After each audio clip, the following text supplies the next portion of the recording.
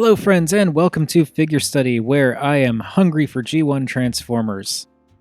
That was really dumb, but I'm going to keep it in anyway. G1 Gnaw. We are looking at G1 Gnaw. For the longest time, this was a thing I didn't think actually existed as a figure. I remember seeing, the only time I had ever seen Gnaw when I was growing up was in product shots for those catalogs that used to come with other figures and stuff. I had never ever seen a G1 Gnaw figure in the flesh, so to speak. It actually wasn't until I think maybe 10 years ago or so that I realized it actually was a real toy. And it wasn't until last month, I think, that I managed to pick this up. I actually picked this up from a local shop that's primarily a comic shop, but they actually do sell some secondhand Transformers toys as well as other toys, and they actually have a not too shabby case full of G1 figures, and in that case, one of the figures was Gnaw. And so I got him because I never had a G1 Gnaw before, and I kind of really wanted to get him. Now, when I got him, he was missing a lot of stickers, so I actually put a repro label set on him, but I'm not doing this as an enhanced edition because the repro label set for the older stuff is more meant as a replacement for the stickers that the toys originally came with anyway. So it's not really... This isn't going outside of what the original production run of the toy was meant to be.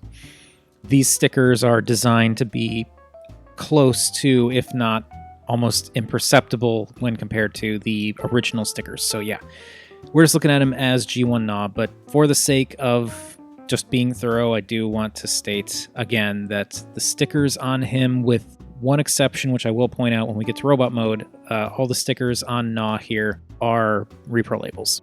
But again, they're meant to look like the G1 stickers, so we're just doing a regular figure study. But anyway, also the rub sign on the back, that came that way, but everything else, and the other stickers we'll talk about. But yeah, the Sharkticons were so weird.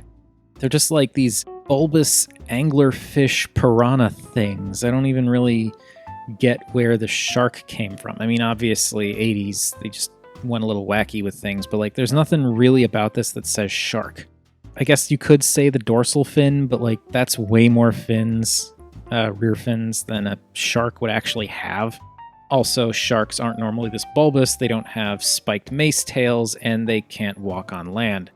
But it's a really interesting design. It's like this little mutant piranha dog thing.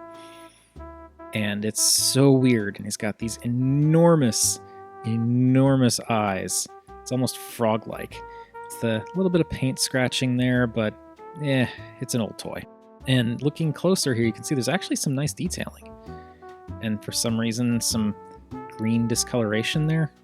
Oh, okay, it's gone. Never mind. But yeah, there's some nice kind of molded detailing in there. Not as much as, modern figures, obviously. But there is some molded detail throughout. The stickers also help, too. This guy was looking a little bit plain, but the stickers definitely help to add some color. I wasn't entirely sure how I felt about the under the eye things, but I think they look pretty good. The only issue that I have is I can't quite get them to stay flush against the face there. Might just have to take a hairdryer to it after this just to try and get them to shrink down and conform a little better. He's got these weedy little arms, which they look like they're a little bit loose. That's because when I got this guy, I looked up some things. I was looking at eBay listings and stuff and was noticing that there are usually very common things that broke on G1 Gnaws and the repro Gnaws. There's some little scuff back there too. Anyway, common things that I noticed was these arms seem to break off, and the fists, the pegs that you use to slide out the fists, seem to break off. So I did a little bit of modification. Really simple with these arms. I just loosened this screw. So, you still have to turn. There's still a ratchet there, but it's not as tight. And I think that'll keep this from breaking. And then for the fists here, I actually opened up the forearm, which was a bit of a process, but opened it up, and it's like a two-pronged thing that I did. Obviously there's a sliding mechanism in here that allows that to go in and out. I shaved down the peg that's used to catch on the track that's inside here just a little bit. And then I also shaved down the track itself to give it a little bit more of a curve so that it doesn't catch as hard. And as you can see, it actually comes out pretty easily. Before, when I pushed the fists all the way in, it was really hard to move these, so I had to like nudge it a little bit and then go in with a tool to try and push closer to the base to, not snap the peg off.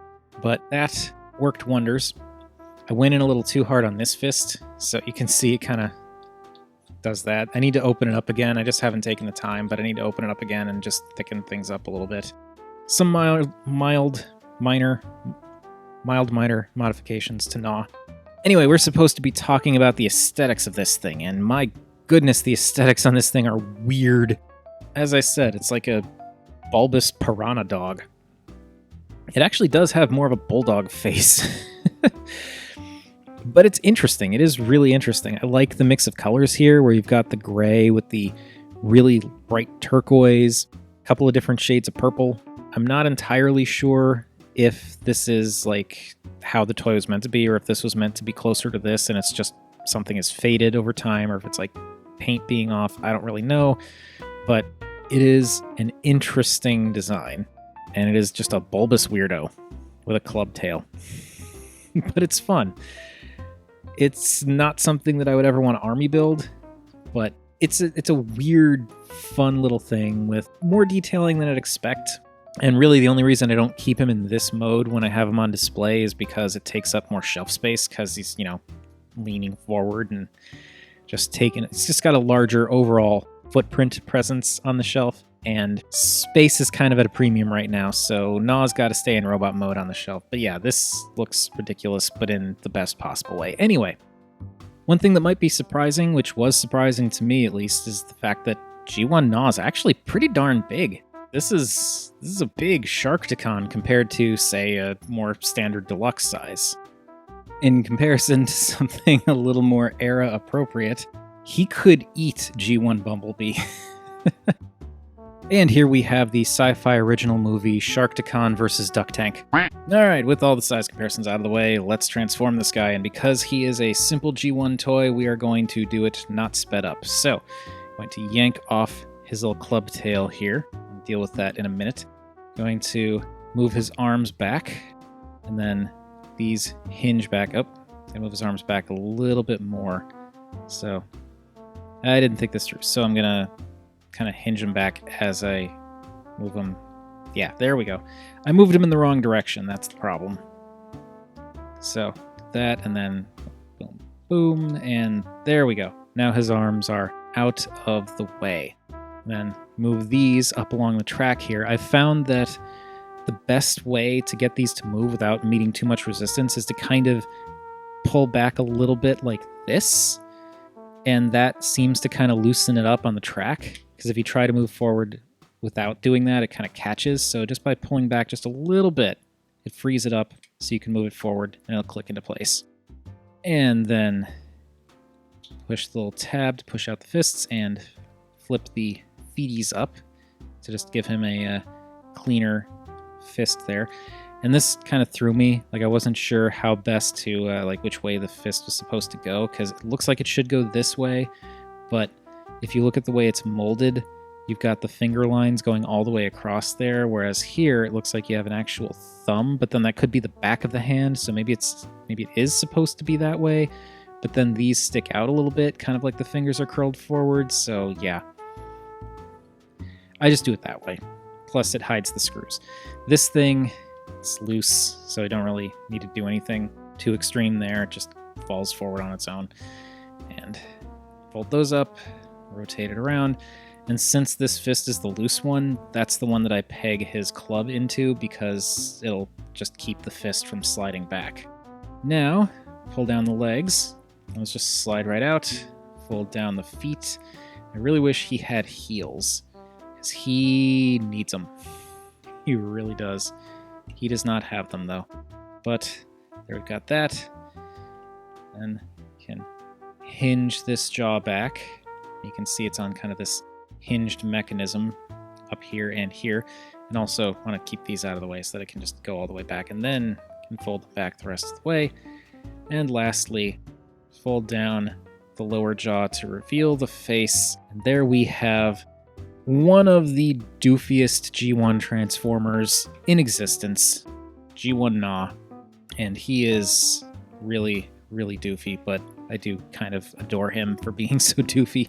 The colors here are, again, great. It's like kind of a mixture of gray and Easter, these vaguely pastel-y blues and purples. It's a really weird mix, and at the same time, when you look at it, people like to complain about the lack of paint in current toys, but there's not a whole lot of paint here. Primarily, it's in the face. Like, there's a little bit of paint in his belly. You get some on the, on the shark face there, and the eyes and such, but like, yeah, I don't know. Everyone likes to say, oh, back in the day, it was so much better. It's like, no, they did the same stuff back then, too. We just didn't notice it.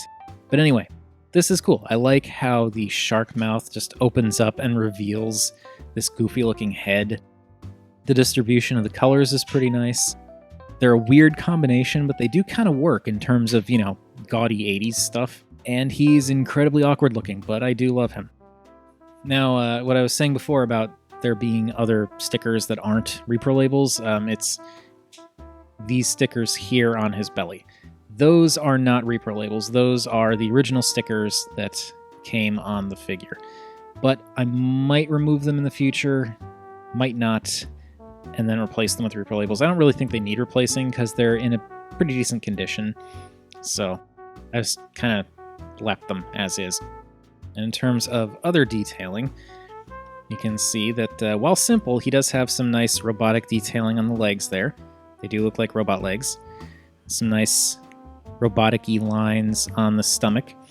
I opted for the Quintesson logo for his stomach rather than the Decepticon logo because I figured while I'm not big into the lore or anything like that, from what I recall in the movie, these were not Decepticons. The Sharkticons were just working for the Quintessons.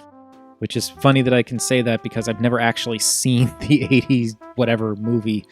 I've only known about it because of other people talking about it and because of Chris McFeely. Make of that what you will. But yeah, that's the label that I went with there. You got that nice gradient line of like green to almost like a coppery-ish yellow in the bicep area there. There are those original sticker techno-y details. Some additional techno-y details in what is now the collar of the robot mode as opposed to the lower jaw. And some very reflective teeth that were also very reflective when he is folded up in his shark mode. That is wild. And yeah, that's pretty much it for the body stuff. Like, there's some nice detailing here in the forearms that were the shark feet. Shark feet. Shark feet. There we go. And then the face, which, as has been said many times over, I've said it before, I know Thu has said it many times, it's totally got a little Danny DeVito face. But it works. And again, like, there's really only two colors going on here. Well, two paint colors, I should say. Like, there's the dark gray for the helmet or head, and then there's the lighter gray that's painted on for the face, and then the red for the eyes. I'm not trying to rip on the old toys. I just feel like people need to be a little bit more realistic when they talk about how, oh, the old toys were better and they did the paint better and blah, blah, blah. It's like, it's the same thing. Things have changed, yes, but not that much. This isn't supposed to be a rant about that. Overall, Gnaw is so weird and so awkward, but in ways that I do absolutely adore. He's so bizarre and weirdly disproportionate, but at the same time, as weirdly disproportionate as he is, he's kind of more proportionate than some G1 figures. Anyway, moving into more modern territory, here he is with a more or less standard-sized deluxe, and height-wise, he's not that much taller than a deluxe, but, in his alt mode, he was definitely way bigger, so he's got much more mass. Not a lot of height, but definitely more mass. Here he is, towering over G1 Bumblebee. Why are you not... Okay, I had to do some unexpected adjusting because he did not want to stay standing for some reason. As I said before, he definitely could have used heels, but, this is G1. Anyway, here he is. This is significantly taller than the Duck Tank. I feel like that particular sci-fi showdown would probably go to Gnaw. But anyway, that is it for G1 Gnaw. As I said, he is a weird boy, but I do like him.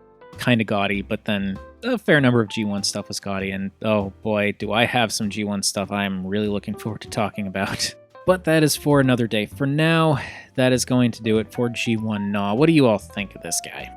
Is this something you would consider a faithful representation of the character from the movie, or characters, minions, whatever you want to call them?